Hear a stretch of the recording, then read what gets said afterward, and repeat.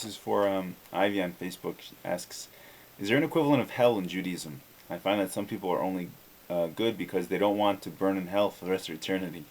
So what is the motivation for all you nice Jews? Um, from my limited understanding of Christianity, the main difference, Judaism has a what's called, like, it would be considered a purgatory, I think, in your religion. It lasts for 11 months for all Jews, even the lowest of us, and it's basically a transition phase, and it doesn't have to be this long anyway. But it's basically to help the soul transition from a physical experience to a spiritual existence, so that if the soul was very caught up in this world, meaning the soul had somehow convinced the body, or the body convinced the soul to be caught up with physical delights like eating and drinking and marital relations and things like this. So this is a place where um, the soul is stripped of these types of desires, and it becomes more accustomed to spiritual delights and spiritual existence. And the only purpose of this is so that you can take your place in what's called Gan Eden, in the Garden of Eden, your eternal resting place. Um, and this is the Jewish conception. There is some writing on it, especially in Kabbalah. The Tzemach Tzedek, who was the third Lubavitch Rebbe, has a bunch of rather frightening writing describing different types of, it's called Gehenim in Hebrew. So he says there's one of snow, of like ice and snow, and this is for something that if a Jew was very cold in his service of God, that he gets this kind of Gehenim of cold to correspond to his coldness. There's a Gehenim of fire. So he says if a Jew is um, very passionate about the wrong things, so he has this cleansing process of fire. He says it says, I think the Gemara says that the fire in Gehenna is 60 times stronger than the fire in on earth. Then there's a Gehenna of wind, which is for frivolous thoughts, frivolous nature, and it whips around, I think, the soul. And these are all spiritual things. There's nothing physical in heaven.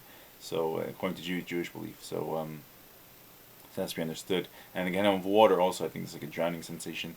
And also, they said the most painful type. This was very interesting to me.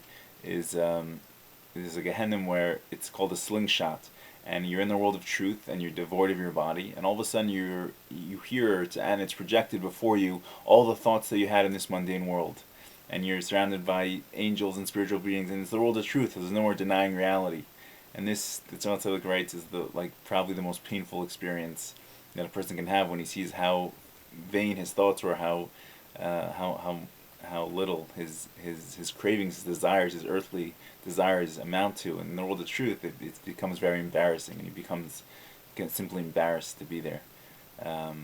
But the purpose of all these things is to simply to get you ready for your new eternal place until unless the souls come down again for some reason.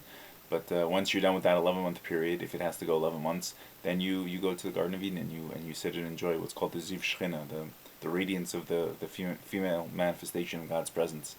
Um, the Rebbe, I once only saw one thing by the Lubavitch Rebbe himself about Gehenna. He said, and it's actually a quote. It was by a person named Rabbi Tzvi Jacobs, who quoted. He said he was paraphrasing the Rebbe, but he said, people think that hell is a scary place, but God is a kind God, and His version of hell is like this: whatever you like, whatever you're attached to, He gives it to you ad infinitum, like as much as possible. So if you really liked food, He gives you a whole bunch of food. And you can imagine the ramifications. It's just after a while you don't want anymore. And I guess I don't know if it's forced on you. I don't know exactly, but I don't know. I didn't see the quote, the source of what he was saying, but he said it's from the Rebbe himself. Um, and another thing I heard, which is also very interesting, this is someone said in his own name. He said Gehenna could possibly just be, they show you yourself in your life, and then they show you your potential, the things you could have accomplished. And he said this was like very, very scary, because a person doesn't realize how much time we have, how much time we just waste doing literally nothing. And Gehenna, this place, is just kind of going to show you and put you into check, what could have been done with the time that you had. I hope this helps. I think the main difference is this is more of a purgatory, and no one is eternally anywhere, I don't think, from my understanding. There's something called Napikaris, and they have no portion in what to come, but I don't think they have this. I'm not sure. And there are some exceptions, like the Gemara lists a few people who were really big enemies of the Jewish people. They're really, really like murderous men, and they apparently are still suffering. But for the average person, this This is my understanding. I hope this helps, and may God bless you in everything you do.